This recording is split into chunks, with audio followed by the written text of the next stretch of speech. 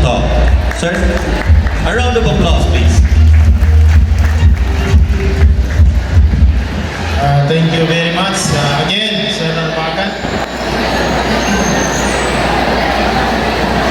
Hello? Hi!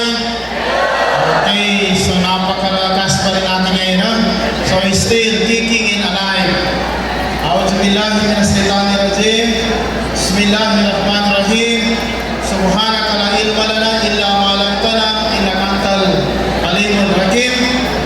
My courtesies, respect and salutation, and of course greetings to the very significant persons, the honorable members of the Cotabato State University Board of Regents, Honorable Dr. Paik Abdurrahman, President of the Cotabato State University Alumni Association, Honorable Ismail Ali, President, Faculty Association, and Honorable Jamel Lumenda, President, University Student Council.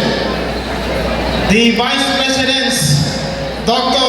Kundu Impan Jr., Vice President for Academic Affairs, Dr. Teng A. Alim, Vice President for Research, Extension, Production, and Research Generation, Dr.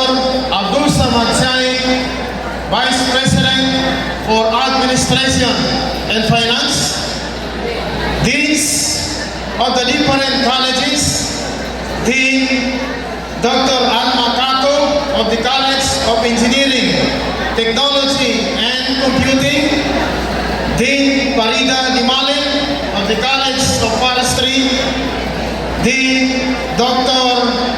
Abdul Wahid Hasim of the College of Islamic Studies, Dean Arbaya Harun Bokia of the College of Teacher Education, Dean Dr. Marwisa Salam of the College of Arts and Sciences, Dean Dr. Baina Kikay of the College of Business and Public Administration, and Dean Dr.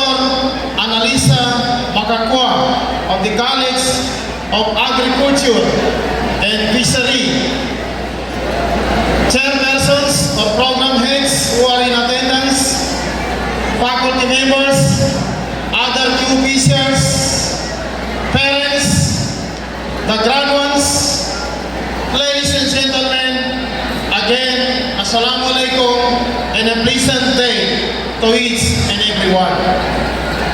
I believe that you have started this significant day of your baccalaureate ceremonies in your respective preachers' studies, in the feeling that in every endeavor it must be started with a prayer and submission to the Almighty.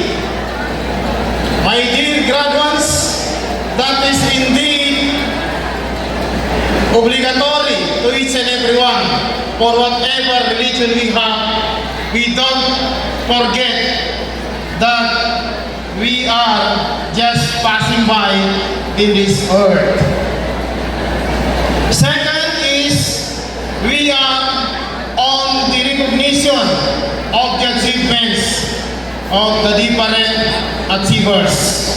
But this recognition does not mean that only those achievers are bright and good during your studies. That only reminds that those who have exerted their efforts and granted their prayers have now the fruits to receive at this moment. My dear graduates and the parents, in behalf of the university, we sincerely congratulate each and everyone, both the achievers and the non-achievers.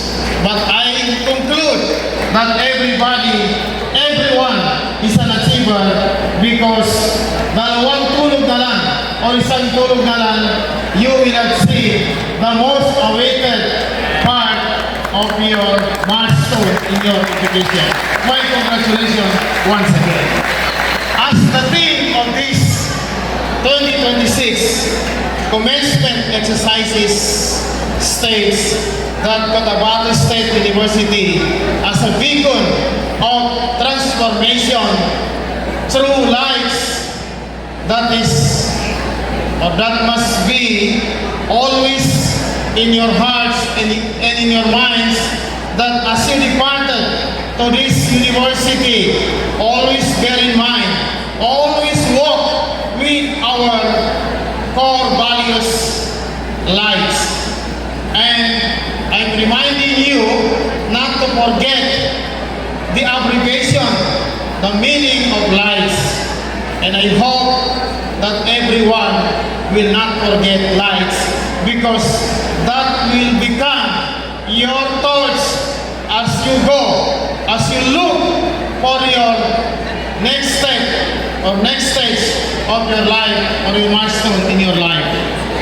Yes, we believe that you have experienced different things, especially that globally the earth is becoming more and more competitive, more and more changing with the advent of the COVID-19 pandemic since 2019, 2020, 2021, and during the post-pandemic, you have experienced the impact of the COVID-19 pandemic.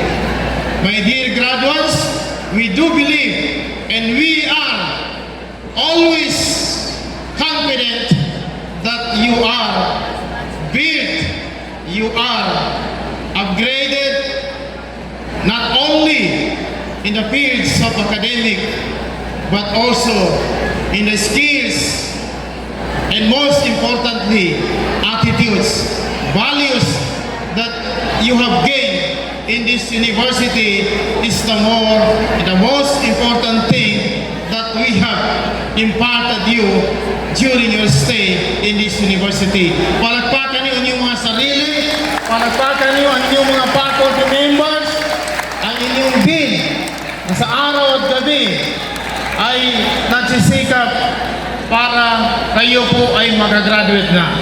Hindi sa ayaw kayo, subalit gusto na nilang kayo ay magatapos na ng pag-aaral niyo dahil kayo po ay kailangan na ng ating community. And on top of that is your parents, your guardians.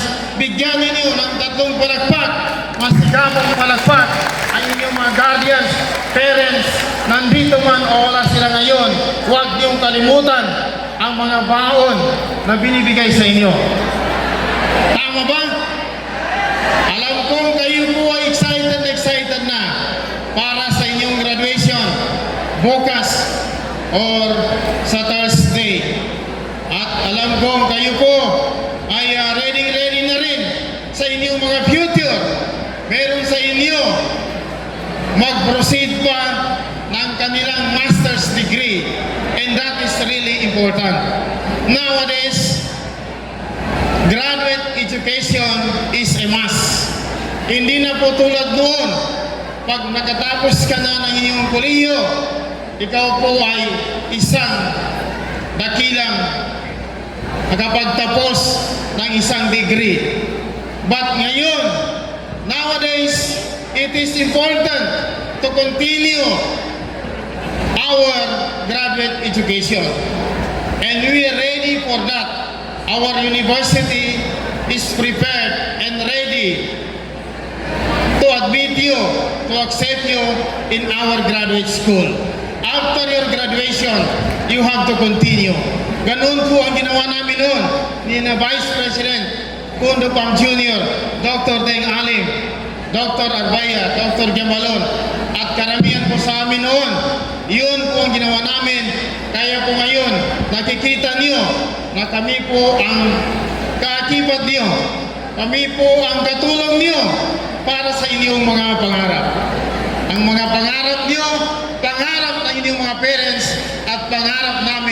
kayo po ay maging law-abiding citizens, magkaroon ng trabaho, magkaroon ng magandang buhay sa hinaharap. Kaya po, isang tabi natin yung mga bagay na hindi pa kailangan. Pero huwag alisin ang inyong inspirasyon sa buhay. Totoo ba? Meron man diyang magpakasal na, mag-asawa na, o nagpakasal na. Saan pa doon? Sa inyo na yun. Alam kong kayo po ay matured na dahil dumaan na kayo sa senior high school. Hindi tulad sa amin noon. Wala kaming senior high school. Kayo po ay more than qualified graduates dahil meron kayong advance or plus 2 years kumpara sa amin noon na walang senior high school. With that, I congratulate you all for this baccalaureate, the recognition, and your commencement exercises tomorrow and Thursday.